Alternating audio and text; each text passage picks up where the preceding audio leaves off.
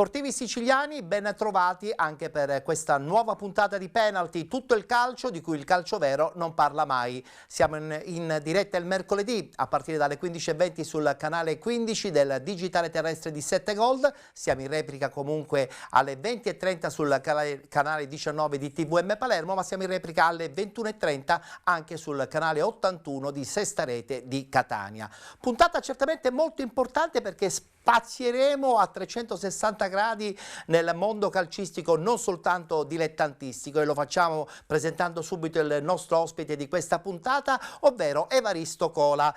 Ti presentiamo dicendo che sei soprattutto un direttore sportivo, io ci metterei dentro anche il talent scout, direttore sportivo dalla Serie A sino addirittura anche al campionato nazionale dilettanti. Insomma, il tuo curriculum è considerevole e tu sei sicuramente un termometro anche di questo calcio che chissà dove vuole arrivare. Intanto ben trovato Evaristo. Buon pomeriggio. Dove vuole arrivare questo calcio dilettantistico? Le influenze del professionismo rischiano poi di trasformare anche la Serie D in una quasi C2, secondo te? Vedendo chiaramente tante realtà importanti che militano in D, non è altro che tante volte una C2 di anni fa. Oggi è Lega Pro unica, però una C2 oggi, con tante realtà che abbiamo in questo campionato, sicuramente è paragonabile a quel tipo di calcio lì, quel tipo di categoria. Tenendo presente tra l'altro che proprio il campionato nazionale dilettanti, girone I, quello siciliano, calabrese, un po' campano, insomma dentro ci stanno realtà importantissime, da Siracusa a Caltanissetta, dalla stessa squadra anche di Reggio Calabria, quindi a dimostrazione che, come dici bene tu, è un calcio che ormai si è trasformato in una celata C2, quello di Serie D. Sì, assolutamente sì, sia sul piano struttura, sul piano, voglio dire, di storia, di bacino d'utenza, realtà come vedi come Siracusa, tanto per citarne una. È veramente un peccato vederli in queste categorie, perché io ritengo la Serie D l'inferno del calcio. È vero, per vari motivi. Tra l'altro tu vivi la bella realtà di Desenzano, quindi il girone di Serie D, se non sbaglio che cos'era il C? È il girone B, dove in effetti è il girone lombardo-veneto. Sì. Ed è un girone importante, però è anche vero che rapportato al girone I, siciliano, campano e calabrese, parliamo, non dico di una piccola differenza, ma di una notevole differenza, non soltanto dal punto di vista tecnico.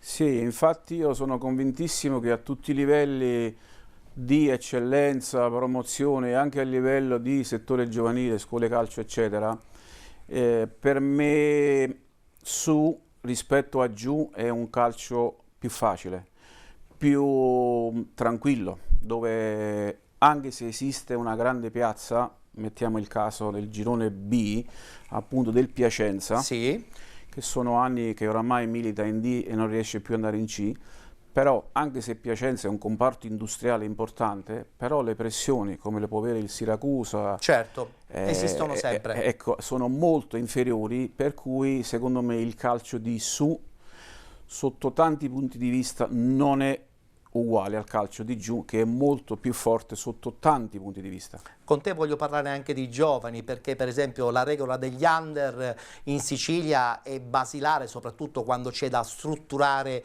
un organico tecnico, mentre invece tutto questo al nord come viene valutato? Beh, come sai meglio di me, per quanto riguarda gli under, in D è una regola nazionale. Sì. Per quanto riguarda gli under, dall'eccellenza a scendere giù, sono chiaramente a discrezione del proprio comitato, sì, okay, regionale. È vero.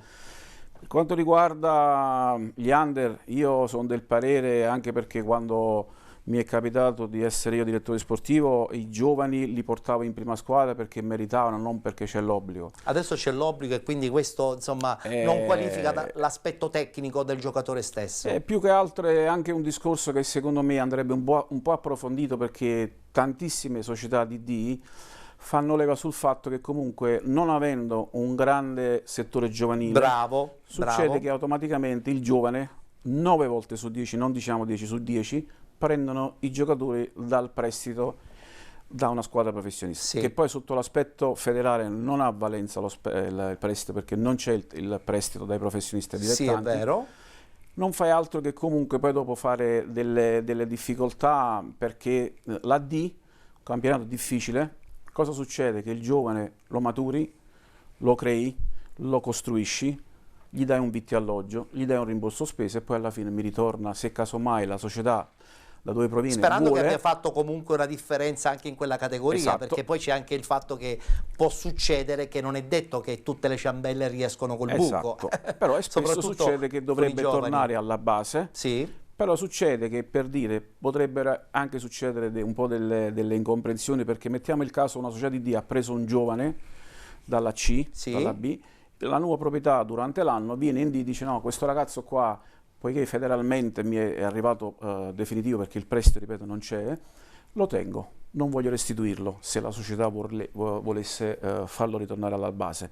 Per cui è tanto difficile, non solo sotto l'aspetto tecnico, ma anche sotto l'aspetto dopo, diciamo, di mantenere gli impegni, perché le famose scritture private in questi sì, casi qua lasciano il tempo che trovano. Assolutamente sì. E molti si disperdono. Esatto. Allora dico, se proprio la Lega Nazionale Dilettanti vuole continuare a mettere degli under, ok, facciamolo, però facciamo sì che comunque ne metti uno, ne metti due, per dire, o ne metti tre, con l'obbligo dal proprio settore giovanile. Condivido assolutamente la tua scelta. Anche perché lì, se il giovane è bravo, la società di A, di B lo prende, lo porta a una squadra primavera, eccetera, ti crea anche un indotto, ti crea anche una plusvalenza. Assolutamente. Oggi, cosa che secondo me è impossibile. È venuto a mancare, assolutamente. Segui comunque sempre il girone I, anche quello siciliano, campano e calabrese, sì, perché è un girone molto importante, no? Certo, perché reputo sempre il girone H e I i più difficili gironi di tutta l'Italia. È vero. Seguo perché, come sai, seguo il calcio a 360 gradi, sono su al nord da 20 anni, però essendo che io mi documento su tutti i campionati, su tutti i gironi, è normalissimo che seguo anche questi due gironi. Poi basta vedere le piazze che partecipano, soprattutto nel girone I, è un girone assolutamente da seguire. Pertanto apriamo ufficialmente la nostra puntata e lo facciamo subito parlando proprio del campionato di Lega Nazionale Dilettanti.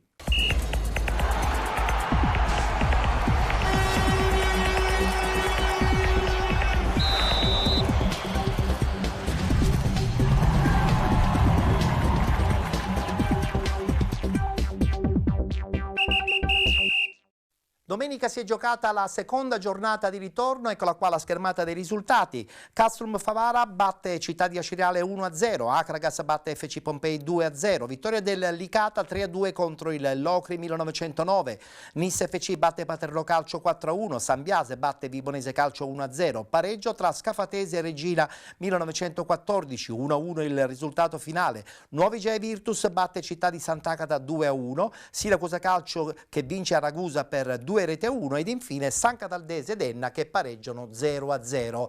Continua il testa a testa tra Siracusa e Sambiase, in testa la squadra siciliana con 42 punti, con 41 il Sambiase, 37 Scafatese, 36 Regina 1914, 33 Vibonese con 27 Nis FC e Paterno Calcio, 24 punti Castrum Favara con 23 Nuovi Gea Virtus ed Enna Calcio, 21 punti Locri 1909 con 20 Ragusa Calcio ed FC Pompei, 19 punti San Cataldese con 18 Licata Calcio e Città di Acireale, 16 punti Città di Sant'Agata, chiude la classifica l'Acragas con 14 punti. È chiaro che si ritornerà in campo subito domenica sarà la terza giornata, domenica 19 di gennaio, Acragas Castrum Favara, Città di Acireale Ragusa Calcio, Enna Calcio Nuovi Gea Virtus, Licata Calcio Scafatese, Paterno Calcio San Cataldese, Regina 1914 Città di Sant'Agata, Sambiase FC Pompei, Siracusa Calcio Nis FC ed infine Vibonese Calcio che giocherà in casa contro il Locri. Voglio partire subito parlando della situazione del Città di Acireale che tra l'altro perde in casa della Castrum Favara per 1-0. Acireale che è stato costruito certamente per fare un campionato importante, perché sappiamo benissimo la storia dell'Acireale.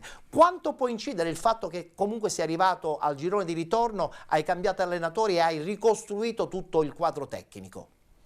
Probabilmente lì ci sono stati gli errori nella prima fase di mercato, nella prima fase di tante scelte, perché arrivare a questo è chiaramente plausibile che ci sono stati degli errori che poi hanno fatto sì che hanno cambiato sia L'allenatore e il direttore sportivo. Che poi è anche un po' strano, perché sinceramente io mi ricordo quando alcuni anni fa ho visto, adesso non ricordo precisamente dove allenava, Epifani. Sì. Allenava in una squadra in Abruzzo, mi sembra. Attenzione, la squadra allenata da Epifani non giocava male, l'abbiamo vista. Appunto dico, è strano, perché Epifani qualche anno fa andai per una relazione a vedere la sua squadra, adesso non mi ricordo dove allenava, comunque nel girone, Abruzzo, Molise, eccetera. È un allenatore che in D ha sempre fatto bene, è un allenatore di un certo spessore. E poi quando vai in una piazza come Acireale, dove vogliono tutto subito, perché non ti permettono di aspettare, certo, vabbè, questo e di costruire soprattutto. Certo, questo è un po' il malcostume del calcio italiano, perché, ecco, per dire, il Gasperini che all'Atalanta da quasi 10 anni è un caso più unico che raro. Quasi impossibile, secondo me, soprattutto nel calcio moderno. Esatto, no? Perché spessissimo devi dare l'opportunità di crescere, di costruire, di amalgamare, di capire. Deve avere dei tempi tecnici, certo, perché, poi chiaramente ogni anno integrare qualche elemento che ti possa permettere di completare una rosa e farla diventare poi competitiva sotto questo punto di vista. Perché, come sai meglio di me, in ogni categoria c'è la realtà che deve per forza vincere, o quantomeno stare lì fino alla fine. Sì. E lì, se i risultati non arrivano, purtroppo le teste saltano, vedi, dal DS, dall'allenatore, eccetera, eccetera. Come è successo appunto ad Acireale, no? Come alle grandissime realtà, come diceva la buonanima del grande Boniperti, diceva alla Juve cosa serve, qual è la cosa importante? Vincere, tutto il resto è fumo. È vero, è vero. Beh, in questo caso la vittoria della Castrum Favara è stata una vittoria importantissima, perché ha permesso alla squadra di Infantino di alzare un po' anche la sua posizione in classifica. Mentre invece è andata benissimo all'Acragas, tra l'altro un Agrigento in panne nelle scorse settimane, perché c'è stato un avvicinamento di una cordata che poi è anche un po' scomparsa, e questo Agrigento che sta cercando di raccogliere un po' i cocci di una situazione certamente non positiva delle ultime settimane, e va a vincere in un campo difficile come quello di Pompei. Certo, e anche lì, per dire, è un peccato, un po' come si parlava prima della Cireale, adesso anche l'Agragas. Sono due realtà che in passato hanno fatto calcio a certi livelli, e vederle purtroppo oggi in queste posizioni di classifica è un po' spiazzante. È veramente un po' triste, nel senso, perché sono delle grandi piazze dove veramente meriterebbero tanti altri palcoscenici. Sì, però Evaristo, diciamolo pure, se non programmi degli anni di avviamento ad una rinascita, è difficile poi ritrovarsi subito competitivi. Certo, certo, e questo è il problema proprio dell'Italia in tutte le categorie, perché le grandi piazze, come abbiamo detto poco fa, vogliono vincere tutto e subito. Questo non è per tutti. Però io credo che comunque la cosa importante, secondo me, in ogni categoria, in ogni squadra che punti a vincere, che punti a salvarsi, a fare un cammino discreto, con valorizzazione, con plusvalenza, eccetera, qualsiasi livello, per me è importante la programmazione, dicevi tu, sì. Però quella di, se ti è possibile, partire tra marzo e aprile per programmare tutto i tempi giusti alla perfezione sotto tutti i punti di vista, perché una grande società non è soltanto gli 11 che scendono in campo, no, è dal direttore generale, direttore sportivo, condivido allenatore, proprietà, perché poi la proprietà, in base a quello che la proprietà vuole, si programma all'annata. I tempi giusti. E fare le cose in fretta difficilmente vanno bene. Per me la programmazione è alla base di tutto. È vero, è vero. Guardiamoci gli highlights, la vittoria proprio dell'Agrigento all'Acragas in casa del Pompei. Risultato finale 2-0 per i siciliani.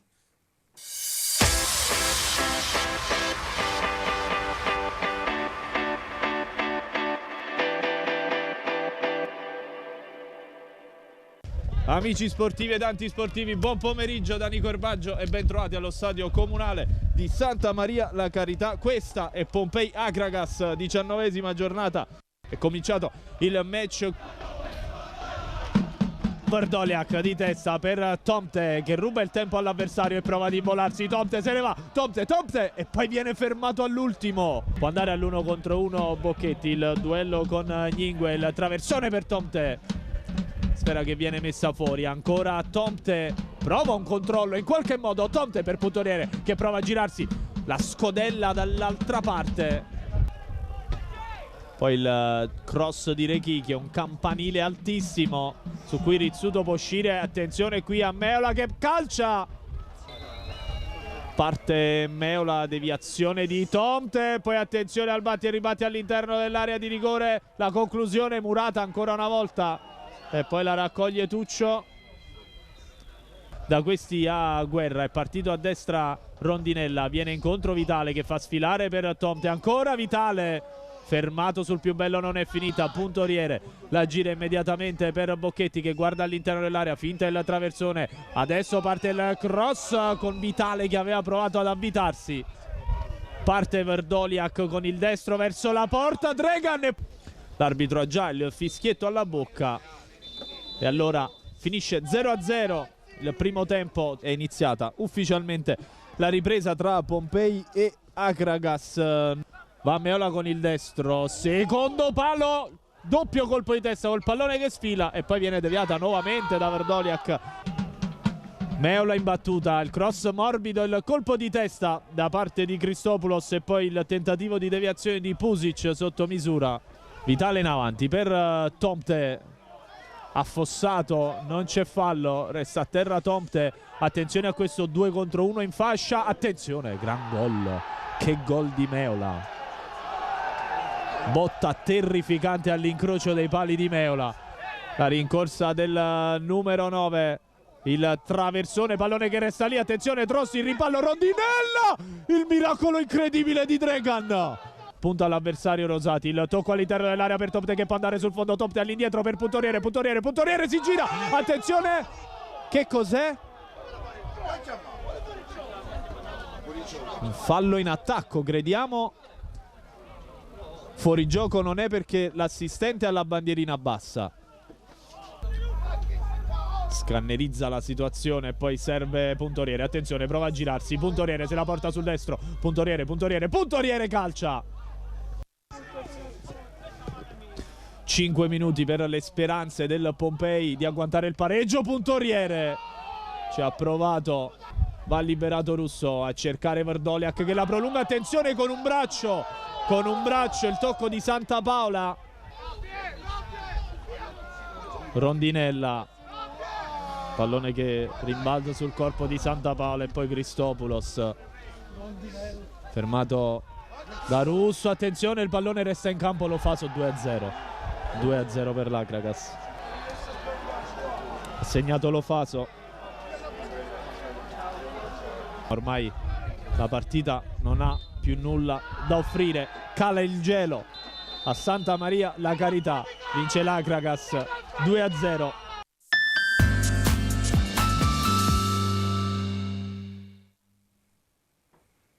Tre punti pesantissimi per la squadra dell'Akragas che vince in casa contro una diretta concorrente per la salvezza. A proposito di salvezza parliamo del Licata che vince, insomma anche loro fuori casa vincono all'Ocri, a dimostrazione che il ritorno di Pippo Romano sulla panchina agrigentina ha portato nuovo entusiasmo, a dimostrazione che volendo era talmente conoscitore dell'ambiente che forse il suo ritorno era assolutamente essenziale per cercare di salvare questa storica società. Condividi? Certo, anche qui parliamo di una società di un certo livello come il Licata. E lui con la sua esperienza ha fatto sì che comunque questa partita difficile riuscisse a portarla a casa con i 3 punti che secondo me in questo momento sono molto importanti. Vorrei farti una domanda un po' piccante, nel senso che cosa spinge un presidente poi alla fine a richiamare colui che aveva, diciamo, in un certo senso allontanato 1 mese, 2 mesi prima? Cioè cosa spinge un presidente, un dirigente a richiamare e a mettere in fondo il proprio sbaglio? È quello che dicevamo prima, perché c'è tanta improvvisazione, succede che a volte non ti arrivano dei risultati, ma può succedere che non è colpa dell'allenatore, bisogna stare attenti a valutare perché delle sconfitte. Contare fino a 10? Perché chiaramente, forse anche 11, perché infatti. Chiaramente quello che si auspicava non ti è arrivato come tipo di campionato che volevi portare avanti.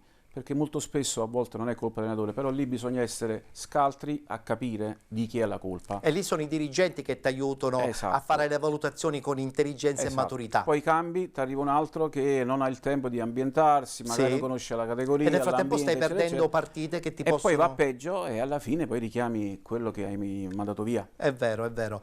Un Locri che dunque perde in casa proprio contro il Licata di Pippo Romano. 3-2 per i siciliani.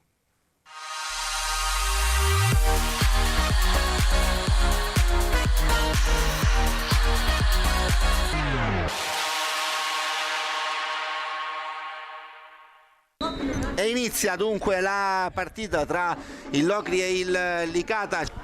Tutto pronto adesso per la battuta di questo corner. Palla dentro, attenzione al colpo di testa, c'è il vantaggio del Licata con Maimone. Emanuele di testa a mettere in movimento la rosa, poi la palla per Fangua che la fa passare verso Zucco.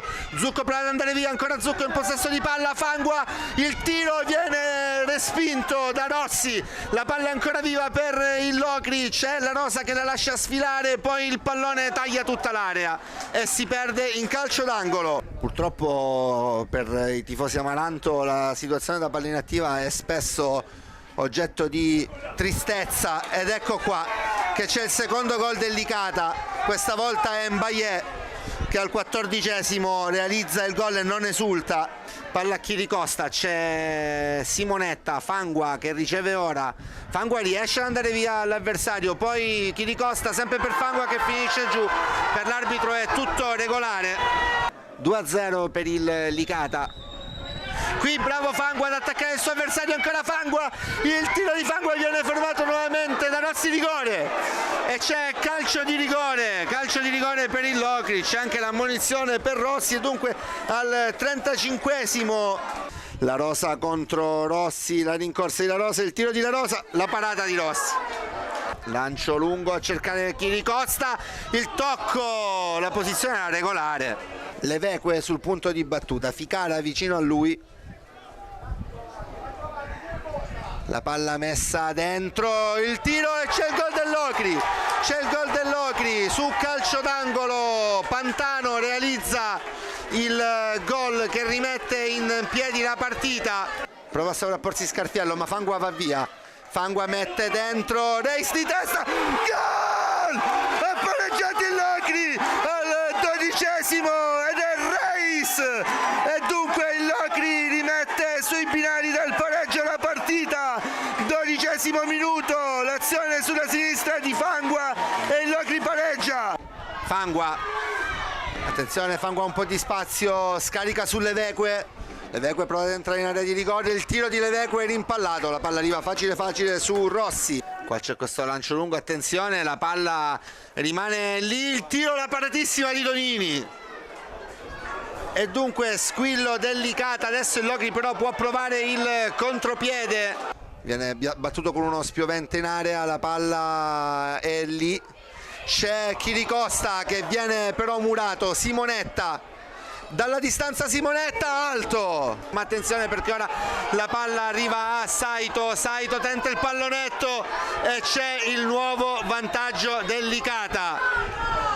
La Rosa nel cuore dell'area di rigore, difende il pallone, balla col pallone La Rosa, lo scarica verso Leveque un po' di spazio, smorzato questo tiro, ancora Chiricosta, Ficara, Leveque ancora. C'è un muro davanti a lui, il tiro di Leveque, la paratissima, poi Ticani che non riesce a controllare, la palla resta ancora lì e qui poi c'è Leveque fuori. Ancora Licata in possesso di palla, si ballonzola lungo la linea laterale, nuovo fallo laterale sempre per i siciliani che appunto vincono la partita 3-2. Vittoria dunque per la squadra del Licata, anche loro contro una diretta inseguitrice, una diretta concorrente per questa salvezza che un po' tutti noi siciliani ci auguriamo per la squadra licatese. Proseguiamo perché c'è stato uno scontro importantissimo tra Nis FC e Paterno Calcio, due realtà due splendide realtà, soprattutto la Nissa che ha investito tantissimo con il presidente Giovannone, con il Paternò che è arrivato in Serie D quest'anno grazie anche alla vittoria della Coppa Italia Nazionale di Eccellenza. Quindi due realtà che comunque sin qui hanno disputato un campionato certamente molto interessante, un po' travagliata la prima parte della Nissa con il cambio dell'allenatore, adesso è arrivato Campanella, però hanno dimostrato di essere due squadre che possono starci nella zona alta. Quando ci sono investimenti e quando c'è volontà, io credo che insomma le società poi alla fine escono fuori allo scoperto. Sì, si capisce che sono due realtà che vogliono, secondo me, mettere le basi quest'anno per far sì che poi il prossimo anno possano puntare a qualcosa di importante. Quindi in questo momento non li vedi pronti eventualmente per il salto di categoria. La programmazione, d'altra parte la Nissa lo ha confermato, così come il Paternò, è fondamentale. Il problema è che sai meglio di me che in D ne sale una. Sì.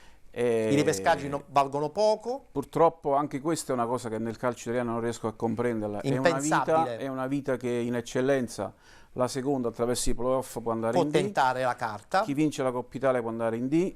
E invece in D, dove costi e gestione e tutto quanto sono 1000 volte superiori, dove sono grandi piazze, dove solo la prima va in C e poi o la Coppa Italia o automaticamente i playoff hanno pochissima valenza. Ma ti obbligano a fare una Coppa Italia nazionale di Serie D che non permette neanche l'unico posto fattibile. Appunto, questa è una cosa incredibile, perché poi dopo se prosegui in Coppa Italia di Serie D fai anche delle trasferte considerevoli. Allora ti faccio un esempio: lo scorso anno i playoff nel girone B li ha vinti il Desenzano. Sì. Cosa è successo? Il Desenzano, anche se ha vinto i playoff, è rimasto in D. Perché? Perché per andare in C intanto devi sperare automaticamente dell'esclusione dei fallimenti di in C, eccetera, eccetera. Però poi dopo che cosa succede? Che è importante avere il bacino d'utenza, storia, botteghino, eccetera, la struttura. Struttura, perché oggi in D pochissimi hanno la struttura che in C ci puoi giocare tranquillamente, e quindi automaticamente fai fatica. Com'è possibile che ancora oggi non c'è l'opportunità attraverso i playoff, attraverso Prima o Coppa poi Italia? La federazione dovrà prendere una decisione importante su questo. È già troppo tardi, perché grandi realtà con grandi società, quando trovi i presidenti che comunque investono tanto, puoi perdere un campionato come ad esempio sta in questo momento, in questo girone qua, tra Siracusa e ma Sambiase. lampante Evaristo è stato lo scorso campionato, Siracusa che arriva secondo dietro il Trapani, ammazza campionato e perde il campionato con oltre 80 punti, impensabili, tra l'altro prima nel ripescaggio, ma a sua volta superata dal discorso riguardante le seconde squadre delle squadre professionistiche. E questa cosa è una cosa che non è piaciuta moltissimo. E spesso si è verificato che a volte che per un punto o 2 punti non va in C.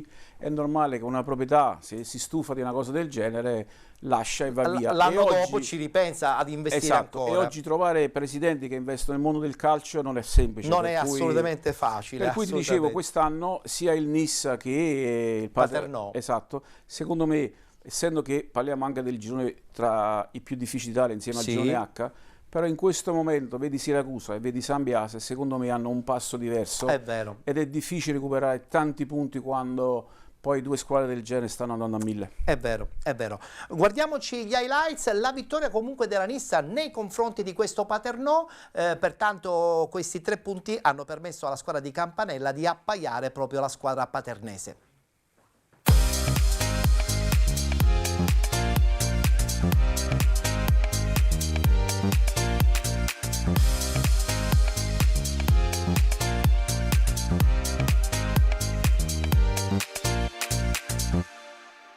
Impegno casalingo del 2025 per la Nissa, che torna a calcare il Prato Verde dello stadio Tomaselli. I biancoscudati scendono in campo per la 19ª giornata e il girone di Serie D ospitando il Paternò, un vero e proprio scontro diretto per la classifica, dal momento che le due squadre sono divise appena 3 lunghezze. Padroni di casa reduci dal netto KO di Vibo Valenza per 4-0, mentre gli ospiti hanno superato di misura il Pompei. Dirige l'incontro il signor Marco Casali di Cesena, coadiuvato agli assistenti Jonas Blondon, Kenkeu Telum di Parma e Stefano Orlando di Modena. Grazie all'ausilio dell'immagine a cura di Massimo Lo Giudici passiamo a raccontarvi quanto accaduto al Tomaselli dopo 9 di gioco. Prima occasione di marca Paternese, angolo per la testa di Panarello che incorna sull'esterno della rete. Un minuto più tardi a passare in vantaggio sono i biancoscudati. Rotulo recupera la sfera, tiro cross di Semenzin per Diaz che davvero bomber si fa trovare nel momento giusto al posto giusto, portando in vantaggio la compagine di mister Campanella che prova a replicare dopo 5 minuti. Sfera allargata per Semenzin, dietro da Maltese che prova a caricare il suo sapiente mancino, il diagonale incoccia sulla base del palo. Al 19esimo palla dietro di Tumminelli per Agnello che da buona posizione spara alto con il destro. 25esimo Diaz scatenato di tacco per Semenzin, si inserisce alla perfezione, mette dentro nuovamente per Diaz che col destro non riesce a bissare il gol dell'1-0. Al 28esimo battono un colpo gli ospiti, cross per Fariñas che a porta vuota mette clamorosamente fuori. Sono le prove generali per il gol del pari.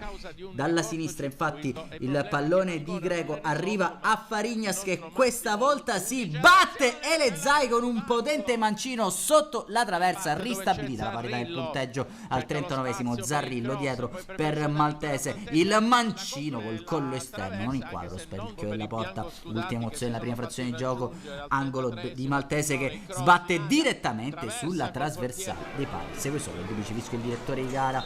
Un minuto dal rientro in campo, le due formazioni nisseni si fanno trovare subito pronti con Semenzin, trovano il penalty dopo un'azione confusionaria in area paternese.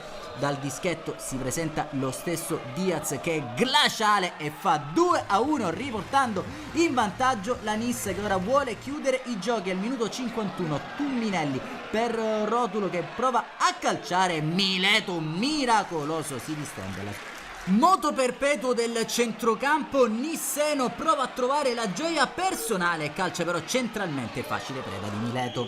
Al 58esimo Asero sulla fascia sinistra, brucia il diretto marcatore, mette dentro per Retucci che si appoggia a Sinada da posizione defilata, trova solo l'esterno della rete. Un minuto dopo l'ora di gioco Tumminelli scatenato sul binario destro per Diaz, l'assist questa volta per Semenzin, piattone smanacciato in corner ancora da un super Mileto, partita vibrante al Tomaselli, ancora e alla ricerca del pari, la sfera arriva a Francia che calcia bene con il mancino, percorre un brivido lungo la schiena di Elezai. 65esimo dalla destra, cross lungo per Asero che calcia sul primo palo, la palla si spegne fuori.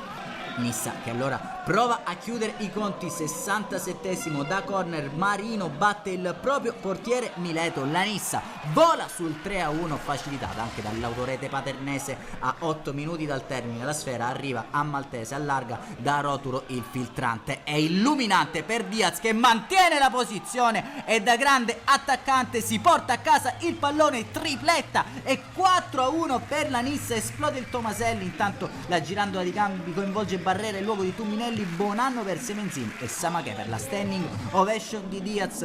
Ospiti che provano a chiudere comunque in avanti con il lancio lungo per Reducci che si presenta a tu per tu con Elezai di fatto grazie all'esterno difensore nisseno. Al 90esimo Fariñas serve Asero, anch'esso si presenta a tu per tu con Elezai, attento anche in questa occasione. Non c'è più tempo al Tomaselli di Caltanissetta, triplice fischio, la Nissa schianta il Paternò per 4 reti a 1 e balza al sesto posto in classifica. Un saluto amici appassionati, appuntamento come al solito alla prossima. Dunque un grandissimo gruppo quello di Campanella che vincendo questo scontro diretto d'alta classifica contro il Paternò raggiunge proprio il Paternò stesso in classifica, mentre invece il Sambiase continua a colpire perché adesso domenica ha fatto sua questa partita, anche questa molto difficile contro la Vibonese, ha vinto 1-0. Sentiamo le parole del mister e anche del bomber.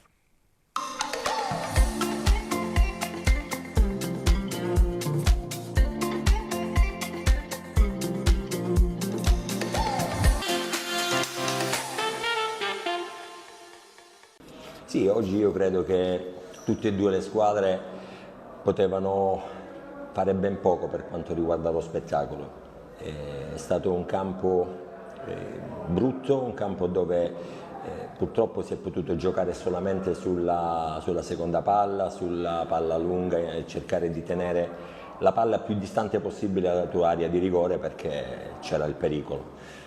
Le trame di gioco sia per loro che per noi non se ne potevano assolutamente cercare di abbozzare, quindi mi prendo questa vittoria perché è stata una vittoria anche voluta, una vittoria cercata, l'abbiamo ottenuta contro una signora squadra, perché la Vibonese si è dimostrata anche in questo campo una squadra ostica, una squadra che è ben allenata, e prendere questi 3 punti ha una valenza doppia, anche perché abbiamo, diciamo, allontanato un po' la Vibonese da noi e nello stesso tempo abbiamo preso ancora più consapevolezza delle nostre forze, non solo tecniche ma anche agonistiche, che io già conoscevo e oggi ho avuto la conferma. Ce lo siamo detti negli spogliatoi, chi avrebbe fatto gol prima probabilmente l'avrebbe portato a casa, e così è stato. Siamo stati bravi noi a sfruttare quell'episodio, sono contentissimo che è andata appunto come era finita la gara di andata. Ne parlavo prima con qualche compagno di squadra, fa piacere, però alla fine l'importante era vincere, continuare con questa 8ª vittoria consecutiva, va bene così. Sì, oggi sono venute a mancare le mie spalle, Umbaka era leggermente influenzato, Benito ha subito un infortunio in settimana, abbiamo corso anche per loro, chi li ha sostituiti ha fatto benissimo, siamo una rosa ampia, questa è la dimostrazione. È un'altra dimostrazione qui zio Giancarlo, assieme a Natale e a tutto lo staff medico che ci consentono di stare benissimo in settimana e poi anche la domenica. La dedica oggi va al mio caro zio che purtroppo questa notte è venuto a mancare, voglio dedicare questo gol a lui e a tutta la mia famiglia.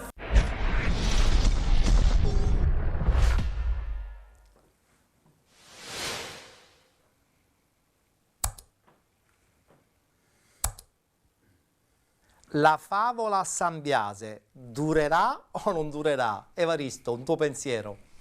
Credo che durerà, perché in un campo come hanno trovato sì, lì, in casa contro la Vibonese. Esatto, e poi far sì che in questo momento sia un punto dal Siracusa e andare a vincere con l'attuale Vibonese fa capire che comunque ci sono i presupposti. Questa squadra c'è. Sicuramente c'è, questa squadra altrimenti non è lì, perché il girone è quello che è, essere lì e dare fiato sul collo. Insomma, al non è un Siracusa. caso, non è un caso. Evidentemente ci sono delle situazioni positive all'interno del gruppo, anche dal punto di vista tecnico. Sì, si è visto anche il momento in cui hanno fatto gol, ho visto che si sono abbracciati tutti, vedi massaggiatori, allenatori, calciatori. Fai capire che è tutto... C'è un gruppo, c'è un'amalgama, c'è... una storia in comune. Sicuramente fino alla fine potranno dire la loro. Vediamo cosa succederà nelle prossime partite. Nel frattempo possiamo vedere alcune immagini che riguardano invece il pareggio tra Scafatese e Reggina 1914. 1-1 ci fa capire che probabilmente sono costrette un po' sola ad inseguire in questo momento questo duo di coppia iniziale.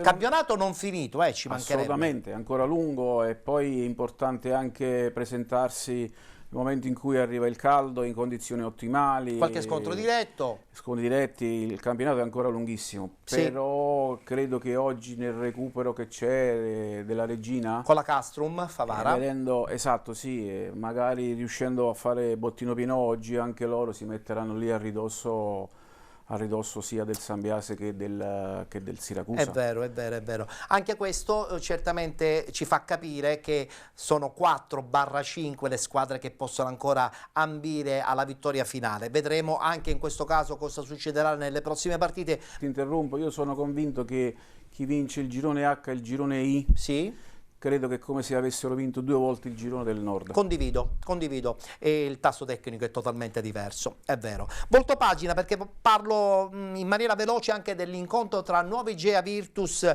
e Città di Sant'Agata, 2-1 per la squadra della Nuova Igea Virtus. Lì abbiamo anche sempre la solita idea che spesso e volentieri queste squadre sono anche un po' l'ago della bilancia nei confronti anche delle squadre di testa. Non so se condividi, perché devono fare i punti per salvarsi e giocare contro squadre che invece i punti li devono per forza fare proprio per cercarlo di vincere questo girone. Assolutamente d'accordo. E quindi sono le partite più difficili. Esatto, quando vai a incontrare queste squadre ti rendi conto che dall'altra parte c'è qualcuno che insomma non tira indietro la gamba. Certo, perché lottano con il coltello tra i denti, dove poi magari giocano sotto palla e giocano di ripartenza, si chiudono a riccio, e quelle sono le partite un po' più difficili, perché quando hai tanto palleggio ma trovi delle squadre che si mettono in quelle condizioni lì è un po' più dura. È un po' più dura. Siracusa invece che vince in casa del Ragusa per 2-1. Ci guardiamo il servizio e poi concluderemo questa parentesi dedicata al campionato di Serie D.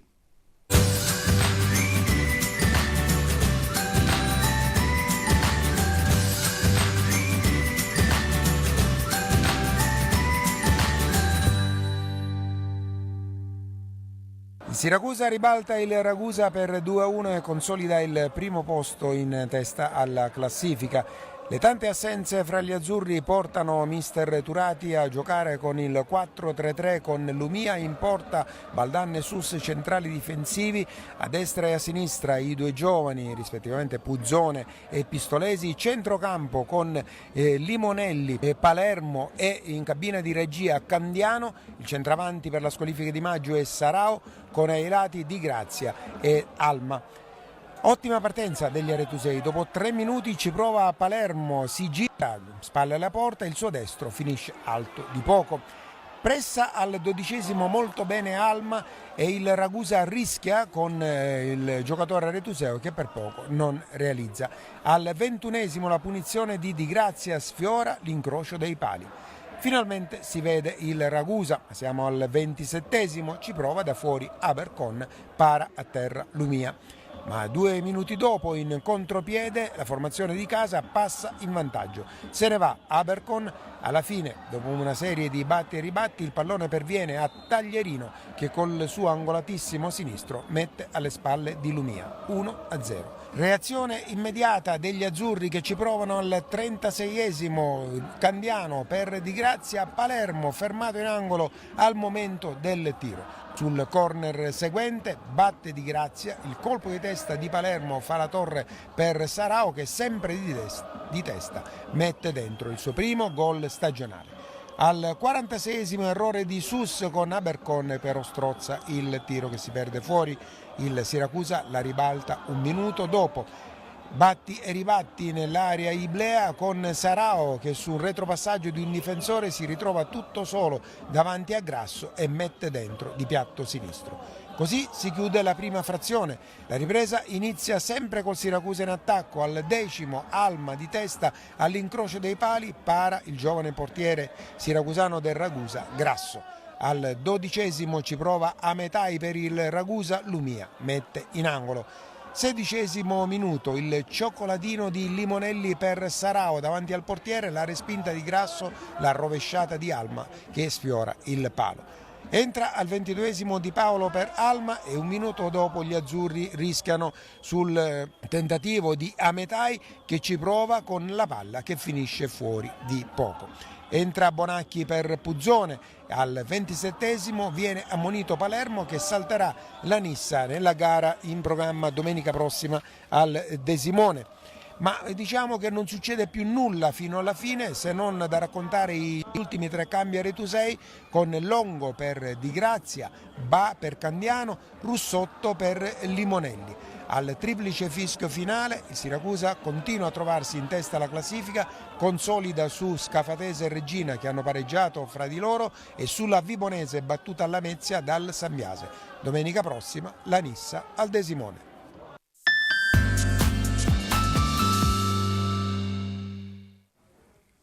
Chiudiamo la parentesi del campionato di Serie D, nel frattempo possono già partire le immagini di San Cataldese e Enna Calcio che è finita 0-0. Un pronostico, dai, dammi un pronostico Evaristo per questo girone I del campionato di Serie D. Chi lo vince? San Biase, Siracusa, Reggina, Vibonese Calcio, Scafatese? C'è l'imbarazzo della scelta. Chiunque lo vince merita un grande applauso perché, ti ripeto, sia a livello tattico, sia a livello ambientale, sia a livello caratteriale, sotto tanti punti di vista, chiunque lo vince merita veramente un grandissimo applauso perché, come non vorrei essere ripetitivo, insieme al girone H sono i due gironi più difficili, però in questo momento dire una sarei scorretto, anche perché siamo soltanto alla seconda di ritorno. Ripeto, ci sono ancora tanti mesi, ancora tante situazioni atletiche, arriverà il caldo, arriveranno scudi diretti. Aspettiamo ancora qualche settimana, magari probabilmente qualche società avrà anche pensato di aggiungere qualche giocatore in qualche zona del campo mancante, quindi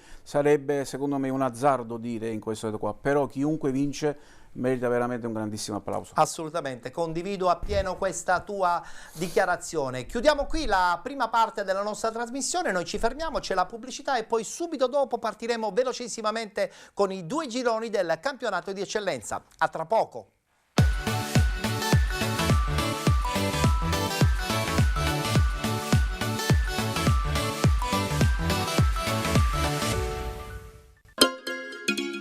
Benvenuti da Giada Immobiliare.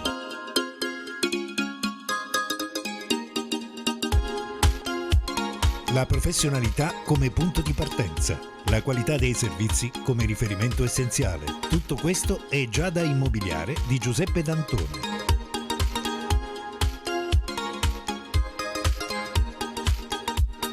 Servizi di compravendita ed affitti, supporto per concessioni mutui e consulenza finanziaria ed inoltre assistenza a partecipazione ad aste giudiziarie e consulenza tecnico-legale. Giada Immobiliare, via Etnea 734, Catania. Info 095 61 74 981 oppure 095 61 74 973. Visita il sito con le nostre proposte www.giada-immobiliare.it. Giada Immobiliare, insieme a te per comprare e vendere.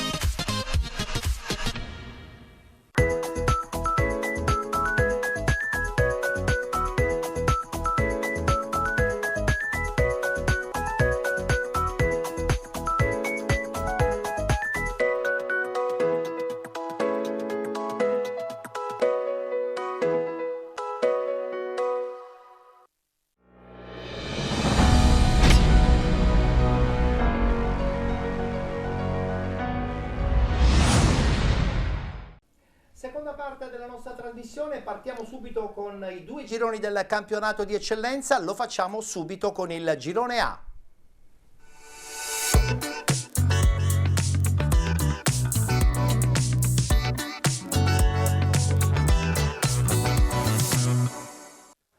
Seconda giornata di ritorno, subito la schermata dei risultati di domenica. Parmonval batte Città di San Vito Lo Capo 1-0, Castellammare batte Unitas Sciacca 1-0, Accademia Trapani batte Partinica Audace 2-1, vittoria dell'Athletic Club Palermo 2-0 contro la super giovane Castelbuono, rinviata Casteldaccia Marsala 1912, Don Carlo Misilmeri batte Oratorio San Ciro e San Giorgio 5-1, Città di Gela batte Lascari Cefalù 4-0 ed infine pareggio tra San Giorgio Piana e Folgore Castelvetrano 0-0 il risultato finale. In testa abbiamo la conferma per l'Athletic Club Palermo con 41 punti, 39 per il Città di Gela con 32 Unitas Sciacca, 29 Don Carlo Misilmeri, 28 San Giorgio Piana con 25 il Marsala 1912, 23 punti Castellammare Parmonval con 20 Folgore Castelvetrano ed Accademia Trapani, 17 punti per la super giovane Castelbuono e l'Oratorio San Ciro e San Giorgio insieme al Partinica Audace, 16 punti per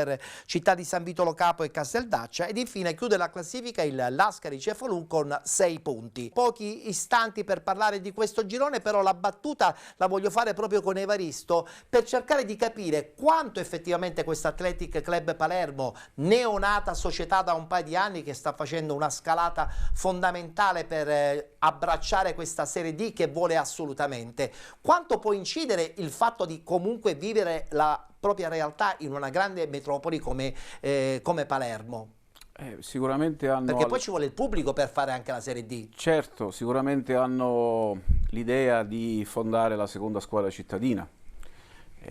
Magari come ho che già, manca da tantissimi anni, tra appunto. l'altro. Poi sento in giro che me ne parlano bene di questa società, di questo organico, della prospettiva in sé, per cui ripeto, secondo me parliamo anche di Palermo. Stanno progettando qualcosa di importante? Sicuramente, anche perché ho sentito dire che la proprietà è solida, è forte, sì. L'organico è importante.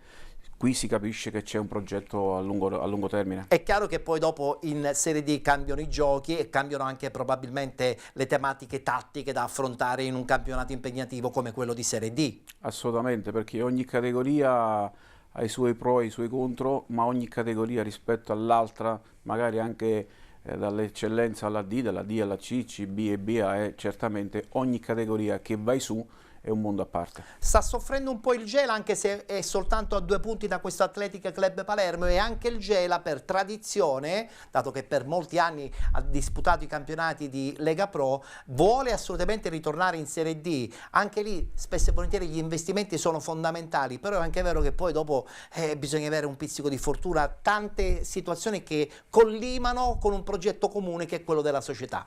Come sai meglio di me, la fortuna è fondamentale dappertutto.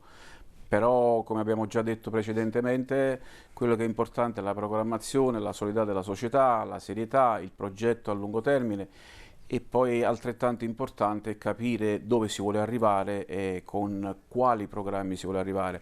Però qui c'è anche da dire che loro, come altri in eccellenza o in promozione, rispetto al girone alla Serie D, hanno almeno più possibilità di partire con l'intento di andare su, perché certo, o con Coppa Italia, abbiamo detto già prima, con chiaramente i playoff, c'è un'altra possibilità. È quindi vero, comunque... mentre invece in Serie D questo non avviene assolutamente. Esattamente. Dobbiamo voltare pagina perché dobbiamo parlare subito del girone B, sempre del campionato di eccellenza.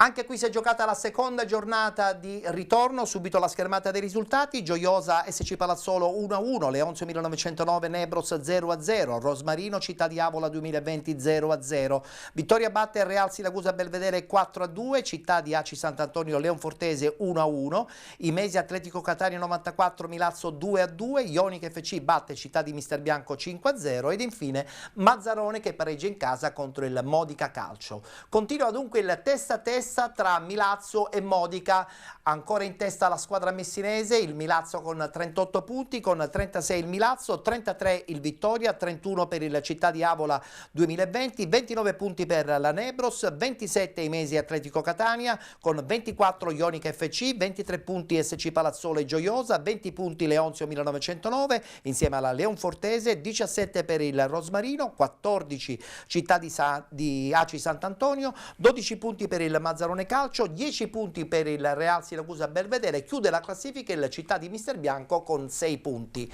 Anche in questo girone tante grandissime realtà, Milazzo, Modica, Vittoria. Questa eccellenza non è più un'eccellenza, insomma, tanto per ridere, sono squadre che investono tantissimo, è vero? E come prima abbiamo parlato che la D è paragonabile a una C2, questa è paragonabile chiaramente a una Serie D, sono delle piazze che in questa categoria non c'entrano nulla, come vedi Milazzo, vedi Vittoria, vedi Modica, eccetera, eccetera, quindi sicuramente sono delle piazze che qui ci saranno di passaggio. Voglio vedere alcune immagini di sottofondo del pareggio 2-2 tra Imesi Atletico Catania 94 e proprio questo Milazzo, che quest'anno è stata un po' la sorpresa perché Modica, ma soprattutto il Vittoria, hanno speso tantissimo, però spesso e volentieri sono queste le squadre che poi sono le schegge impazzite del girone, e guarda caso questo Milazzo dalla prima giornata non perde un colpo. Sul fatto che comunque si spende tanto non significa per forza vincere, perché magari certo, se si spende tanto ma si spende senza cognizione di causa, a volte si fa chiaramente anche degli errori, perché ne abbiamo tanti esempi. Certamente, vedi, ci ricordiamo l'Inter di Moratti, sì, che all'epoca spese una fortuna, non ha vinto nulla finché non arrivò Mourinho e portò il triplete. Cioè spendere certamente aiuta, perché avere una società solida è importante, però bisogna saper spendere, perché a volte anche spendendo bene ma non benissimo puoi anche vincere, puoi anche fare delle plusvalenze, perché significa che c'è la società che è organizzata, che ha qualità e ha progetti seri.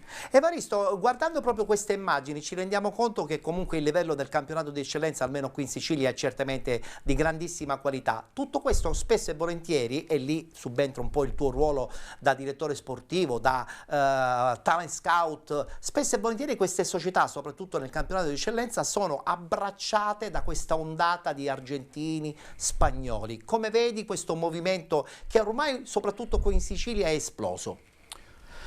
Allora, io credo che non parlerei di bocciarli o di accettarli, tutto sta a quando prenderli, che tipo di giocatore devi prendere, che tipo di programma hai, e soprattutto io il calciatore credo che è importante quando lo prendi, deve essere un giocatore che tu gli ultimi anni l'hai seguito, hai capito se ha problemi fisici, se è un giocatore idoneo per quel tipo di caratteristiche, quel tipo di campionato, se è integro fisicamente.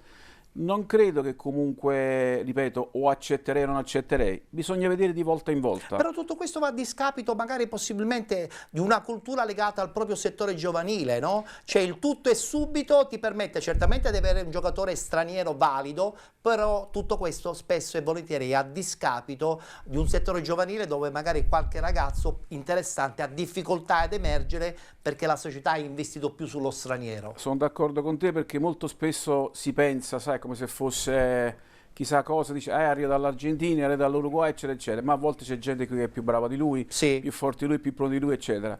Sul fatto che tu giustamente parlavi di un giovane, magari portarlo in prima squadra e così via, parliamo sempre dello stesso discorso, che purtroppo in Italia rispetto al calcio passato, in Italia stiamo avendo grandi difficoltà, perché oramai le scuole calcio non sono più diciamo all'altezza come una volta, dove si seguiva chiaramente il talento. Oggi c'è tattica, c'è automaticamente c'è forza, cioè dovremmo essere qui giornate intere a discutere, perché è vero, su quello che dici sono d'accordo, si potrebbero evitare tante cose, ma occorre partire dalla base, creare centri federali, secondo me far sì che si facciano tipo ispezioni sui campi di scuole. Io direi di mettere anche un tetto, soprattutto nei campionati dilettantistici. Superato un certo numero, alcuni giocatori chiaramente devono avere l'auto. Assolutamente, come magari anche in Serie A, che oramai vedi, per dire, squadre, senza che facciamo nomi, su 11 giocatori in campo 10 sono le primavera sono tutte così ormai. Però lì è un po' diverso, ecco perché faccio un esempio, no? Il Lecce 2 anni fa è stato campione d'Italia primavera. Cosa succede con una società come il Lecce? È normale che se va a prendere un giovane in C gli costa l'ira di Dio, se invece lo va a prendere in Africa gli costa un quarto, dipende anche se lo costruisce in casa, no? Assolutamente. Fa plusvalenza. L'ideale sarebbe costruirlo in casa, come ad esempio anni fa l'Atalanta aveva 60-70 giocatori a vitto e alloggio, oggi ne ha 20. Perché? Perché tu fai il rapporto, dici 70 giocatori a vitto e alloggio a circa 1000-1200 euro al mese, mi arriva una cifra abissale. Certo. Quante me ne arrivano in prima squadra? Uno. Cosa faccio? Invece vado a prendere un africano già mezzo pronto e io già lì lo devo solamente inquadrare. Il male che va, prendo gli stessi soldi che ho pagato, non so se rendono l'idea. Assolutamente. Perché? Perché noi oggi, ripeto, nelle scuole calcio abbiamo purtroppo l'idea che l'allenatore vuole vincere, il talento è sparito, è solo tattica. E non si va da nessuna parte così. Io credo che il calcio italiano, non dico dalla A fino a giù, ma siamo lì, andrebbe ribaltato come un calzino. Ma chissà mai se succederà. Abbiamo chiuso la puntata, sono stato molto contento di averti ospite qui all'interno di Penalty, perché con te abbiamo spaziato praticamente dalla cultura calcistica del professionista anche alla cultura del dilettantismo, che ormai sta navigando verso una quasi situazione da semiprofessionista, e quindi vuol dire che questo dilettantismo sta via via scomparendo, soprattutto in alcune grandi regioni come ad esempio la Sicilia, no? Dove appunto poche società professionistiche e molte dilettantistiche che cercano di diventare professionisti nel più breve tempo possibile. Se abbiamo ancora pochi minuti faccio due esempi. Vai. Allora, per me dalla D alla Lega Pro Unica, per me il salto è importante, è enorme, e a volte ci sono dei giovani che non sono pronti, ma saranno pronti fra 1 o 2 anni, perché sono questioni morfologiche, di miglioramenti, eccetera, eccetera, sono in fase di crescita e così via. Io ritornerei a fare C1 e C2 e non Lega Pro Unica, e come ad esempio poi attualmente abbiamo alcune società, vedi Juve, vedi Atalanta, eccetera, eccetera, che hanno l'Under 23. Sì. Vi faccio un esempio, negli ultimi giorni il Milan ha preso Magrassi, ok, l'attaccante. Potrei star qui a dire anche altre società, faccio questo esempio. Mi spiegate a cosa serve che io faccio la seconda squadra Under 23 quando poi ci vado a prendere 4-5 giocatori che hanno 30-32 anni? No, non ha completamente senso. Non ha completamente senso. Non so. È lì che giustamente la federazione dovrebbe intervenire. Grazie Evaristo. Piacere mio, grazie a voi, buona giornata. Grazie per essere stato qui all'interno della nostra trasmissione Penalty che si chiude qui. Grazie alla regia. Noi ci rivedremo domani a partire dalle ore 20:30 con la seconda parte di Penalty, perché domani parleremo anche e soprattutto del campionato di promozione del campionato di prima categoria, ma parleremo anche del recupero del campionato di Serie D tra Castrum, Favara e Regina, e parleremo anche della finale di Coppa Italia Sicilia che si è disputata proprio mercoledì oggi tra Città di Avola 2020 ed Unitas Sciacca. Grazie per essere stati con noi, ci vediamo domani.